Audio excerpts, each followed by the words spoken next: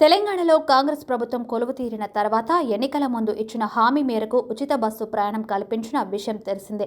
అయితే మహాలక్ష్మి పథకంలో భాగంగా తెలంగాణ ప్రాంతానికి చెందిన మహిళలకు ఎక్స్ప్రెస్తో పాటు పల్లె వెలుగులు సిటీ బస్సులో ఉచితంగా ప్రయాణించే సౌకర్యం కల్పించింది. ఇక ప్రభుత్వం ప్రవేశపెట్టిన ఈ పథకానికి పెద్ద ఎత్తున ఆదరణ లభిస్తుంది. ముఖ్యంగా వర్కింగ్ ఉమెన్తో పాటు విద్యార్థులకు ఈ సదుపాయం ఎంతగానో ఉపయోగపడుతుంది. ఈ నేపథ్యంలోనే ఉచిత బస్సు ప్రయాణంపై ఆర్టీసీ డ్రైవర్లు, కండక్టర్లకు ఈ పథకం శాపంగా మారింది. ఉచిత బస్సు కారణంగా ప్రయాణికులు ఆర్టీసీ ఉద్యోగులను ఇబ్బందులకు గురిచేస్తున్న వార్తలు చాలానే వచ్చాయి. ఈ నేపథ్యంలోనే కొందరు వ్యక్తులు ఆర్టీసీ డ్రైవర్పై దాడికి పాల్పడ్డారు. ఈ ఘటన సంగారెడ్డి జిల్లాలోని ఆందోళనలో తెలంగాణ రాష్ట్ర రోడ్డు రవాణా సంస్థకు చెందిన బస్సు డ్రైవర్పై కొందరు వ్యక్తులు దాడి చేసిన ఉదంతంపై సంస్థ మేనేజింగ్ డైరెక్టర్ బీసీ సజ్జనర్ స్పందించారు. విధి నిర్వహణలో ఉన్న ఉద్యోగులు సిబ్బందిపై దాడులకు పాల్పడటం హేయమైన చర్యగా అభివర్ణించారు.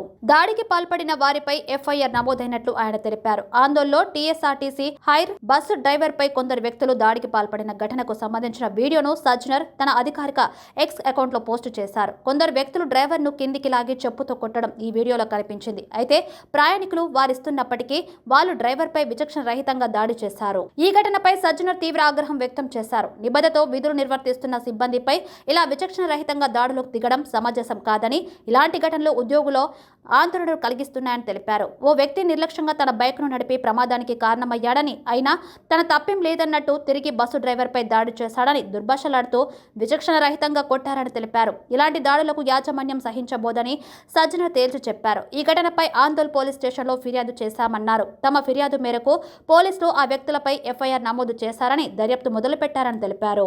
ప్రజలు ఆవేశంలో సిబ్బందిపై దాడి చేసి అనవసరంగా ఇబ్బందులకు గురి కావద్దని విజ్ఞప్తి చేశారు. బస్సుల్లో మహిళలకు ఉచిత ప్రయాణ సౌకర్యాన్ని కల్పించడానికి ఉద్దేశించిన మహాలక్ష్మి పథకం అమలు తర్వాత సిబ్బందిపై పని ఒత్తిడి పెరిగిందని సజ్జనర్ పేర్కొన్నారు. అయినప్పటికీ ఎంతో సహనంతో ఉద్యోగులు సిబ్బంది విధులను నిర్వర్తిస్తున్నారని, అలాంటి వారిపై దాడులు చేస్తే కఠిన చర్యలు తీసుకుంటామని స్పష్టం చేశారు. ప్రయాణ సమయంలో ప్రతి ఒక్కరూ సిబ్బందికి సహకరించి క్షేమంగా గమ్యస్థానాలకు చేరుకోవాలని అన్నారు. ఇలాంటి ఘటనలు మళ్లీ పునరావృతం కాకుండా సహకరించాలని సజ్జనర్ తెలిపారు.